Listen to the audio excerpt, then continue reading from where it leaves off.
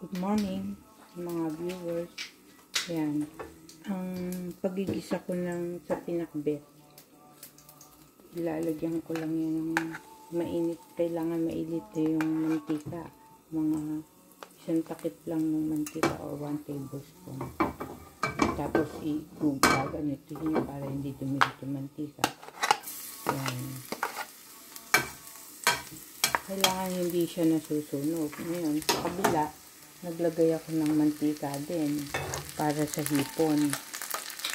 Ang ano kasi, naglalagay ko sa akin.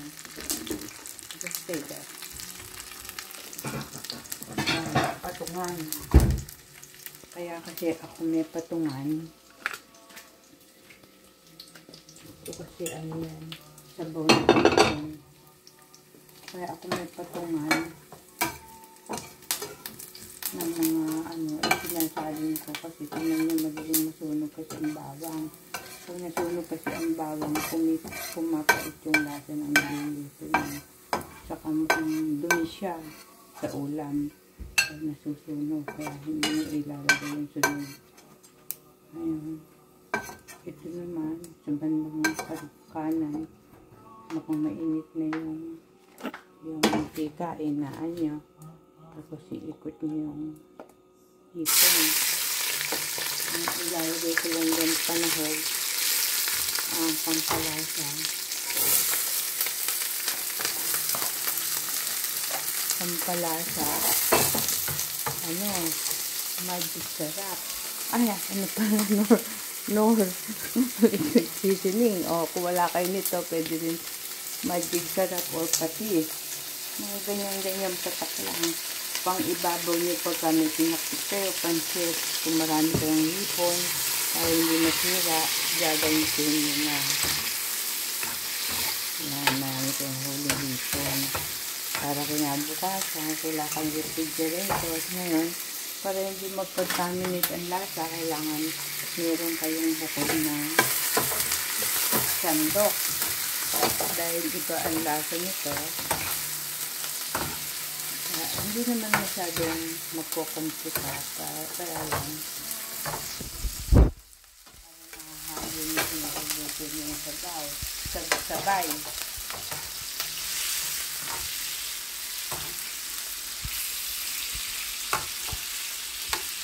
Yan, medyo kailangan naaan siya yung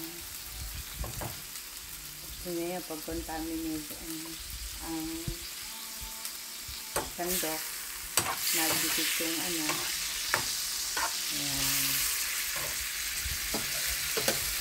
Hindi naman masyadong niluluto ang hipon. Pagka luto na, o-off na. Kasi tumitigas ang hipon pag na-overcook. Frozen ko na binipros. Kailangan talaga maano siya sa nalulubog siya ng bago.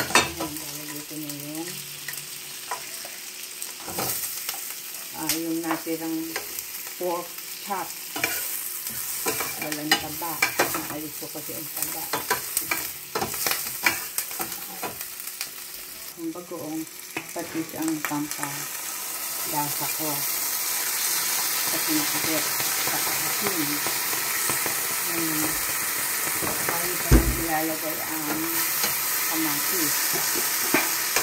Iba kasi pag binigisa ang patis, mas sumasarap. Tapos nagpakulo ako ng ulo ng hipon. 3 lang kasi yung natira dito, kaya konti lang ang gagamitin ko sa bahay. Kakailangan siya salaan. Ayan, tapos pakukuluan nyo na siya bago nyo ilagay ang hiniwang kalabasa, saka itong hihiwain ko pa itong Baguio beans, saka eggplant. Thank you for watching. See you on my next vlog. Bye.